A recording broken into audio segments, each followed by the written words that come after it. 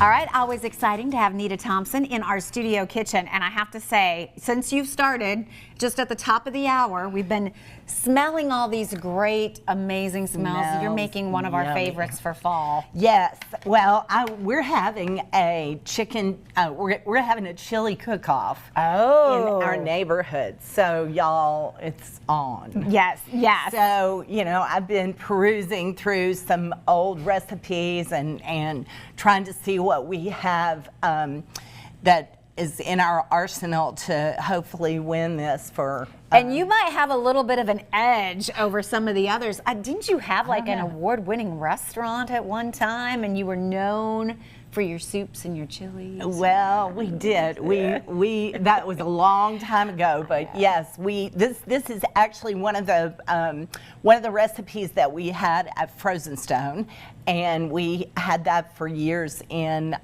Bristol. Yep. And had a great time, and that was actually when I got to know you guys. Yes. Oh yeah, we would go there all the time for a little dessert and a little sandwich and soup. Yes, and some ice cream. And some ice cream was so good. Yes. Yes. So what we have, I've already kind of gotten things started here.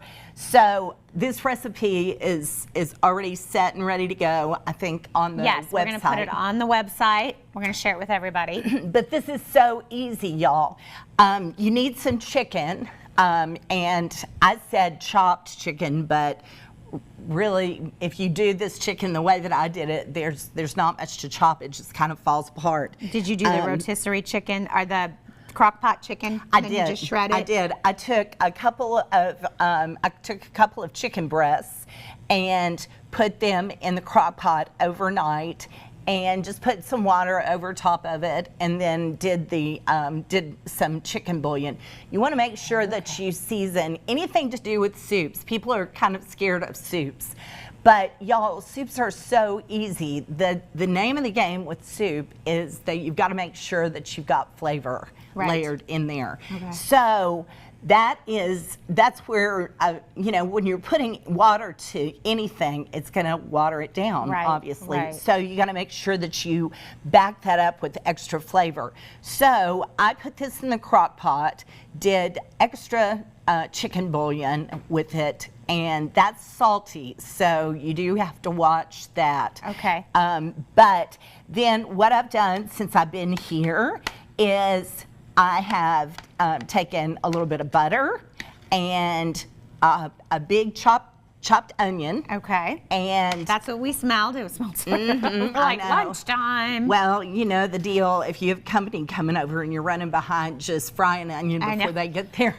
They think you've been cooked all day. Cooking all day. Yes. So we have gotten the onion to translucent, and then I added a little bit of garlic. You don't want to keep your garlic in there for super long because it'll get bitter, but you want to give it a little swoop and let it kind of heat up in that butter. And then what we did was I had, I'm doing a double recipe here, but you would do one of the big cans of Great Northern beans, or if you are super industrious, you can make your own beans, which would be even better. That's right. I forget you can make your own beans. Yes, if you had that, then you could. But to make this really even quicker, again, did this overnight in the crock pot. Just pulled it apart, and then put the beans in here. That's all we've got so far. Sometimes, you know, we drain the beans. I don't for this soup because it's just more flavor. So, so we are going to put a pretty hefty amount of green chilies. I don't know if you can see those in here. Just the canned green chilies. Did you mild or did you kick it up a notch? It's just the diced mild chilies, and put that in. There's our color. There's the color. And then we're going to do some oregano and cumin. Okay. And that is a good amount of spice that we're adding. So it is. Good to know. It is. And it's on the recipe. And then we're going to do, I've got the additional chicken bouillon just in case. Okay. Yes. Now, at this point, you want to add a few handfuls of chicken. Okay. And you want to make sure you've gotten all the bones out, which there's one right there. Okay. And as you can see, this is just, you know, this is just falling apart already. Oh, that So chicken I looks said really chopped good. on there, but it's kind of not chopped. But I like shredded though. It's yeah. a good consistency for soup. and plus, there's another bone there. We're going to have to watch me. You really did have a good chicken, didn't you? Yes, it was a big one.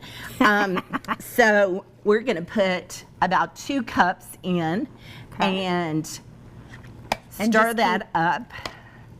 And look how beautiful that is. That looks so good. Now, the other thing that we're going to do at this point is I have my leftover chicken broth. Okay. This is the best for you to use in this recipe just because, again, you're trying to keep as much flavor as you can in there. But look at this. Oh, it smells and see so how good, quickly Nita. that came together. Now, you want to let this simmer for about 20 minutes. Okay. And we're not going to be able to do that, but it's going to be good anyway. So we're going to put our, we're going to give you a little sample of it and put out a bowl, and you guys can attack it later. Nita has shared the recipe on our website. She says top it with some cheese and serve it. You've got some chips over here. And make sure you drink your Milo's tea with it. And see, you've worked so hard on your chicken, so you just do this wonderful, all-natural Milo's tea. Yes. It's a staple If here you're at going to our make station. homemade soup, you want really good tea and really good lemonade. All right, great to have you on the show. Thank you for sharing your recipe. I have no doubt you will bring home the trophy at the Chili Cook-Off. Yes.